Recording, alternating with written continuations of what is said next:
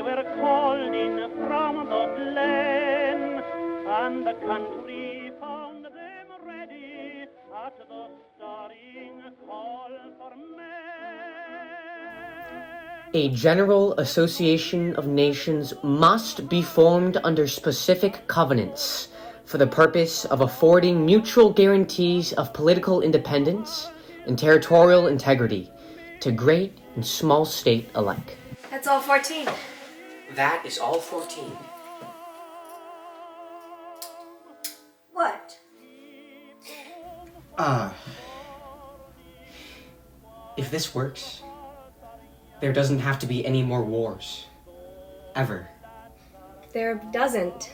We don't know what they're gonna say, but just make sure they listen. You're going to do great.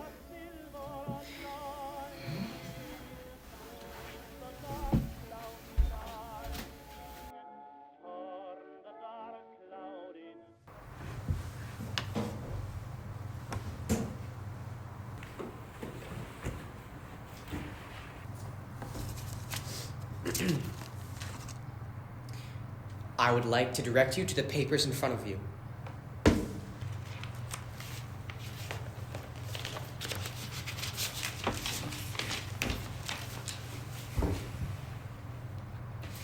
These are my 14 points, and they will secure peace for years to come. Firstly, open covenants of peace, openly arrived at, after which there shall be no private international understandings of any kind, but diplomacy shall proceed always frankly and in public view. I believe that treaties led us to this war and will lead to more to come. So we must make sure all treaties are for the world to see. Secondly, there should be absolute freedom of navigation of the seas, outside territorial water. Mr. President, we have heard these 14 points before. Quite frankly, we think they are naive and in need of changing for the Treaty of Versailles. This is true. The sea is a vital element for Britain's national security. To leave it in hands other than our own would be foolish. But if we agree to my 14 points, there won't be a need for national security. There won't be any more conflicts, distrusts, disagreements. This ensures peace. But how will Germany be treated if we sign this document? Well, we'll acknowledge the war and everyone involved. But we should not make a point of punishing Germany. In order for sustained peace, we cannot punish Germany. They will grow resentful. If we make an enemy of Germany, the conflict might never end. The Treaty of Versailles would ensure a pause rather than an end to this war. Think about a future. Our future. Either we spare Germany for vindication, or we will bring ourselves to the brink of destruction. No. That is not fair. Germany killed over 1 million French soldiers. That is not to mention how many of your soldiers died. And anyone in this room died. Such a tame word.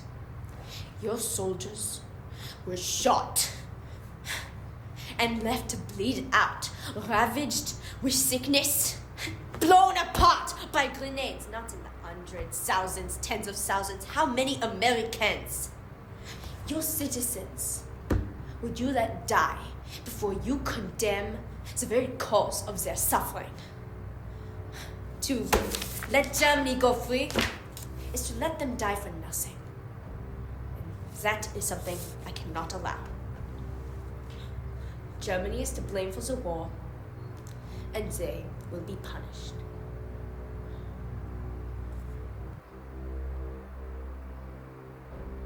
Austria-Hungary declared war on Serbia before Germany ever did. Why not punish them?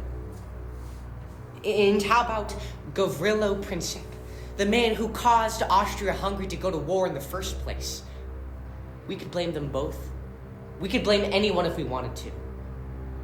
But to blame only Germany is unjust. I'm sorry, Mr. President, but I agree with the Prime Minister. Germany helped seize land such as the Isonzo River, and we would like to see that such territories are returned and even more land as compensation. I would like to see that Germany pays for the destruction they have caused to the countries of the Allied forces. $33 billion perhaps could cover it. Oui.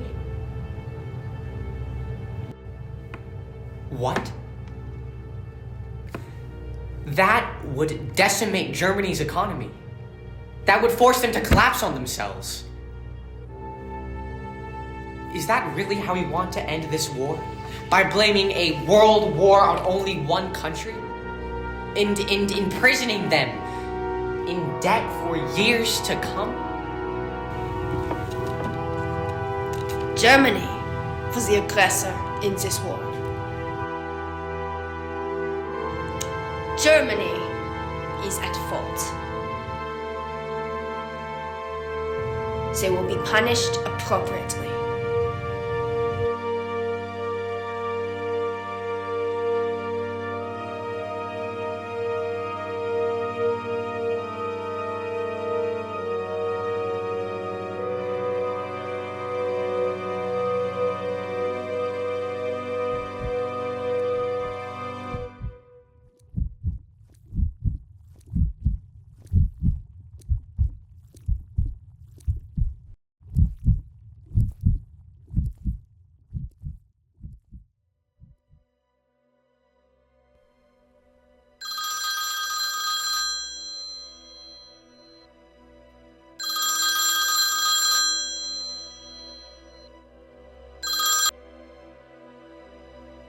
I couldn't sign it.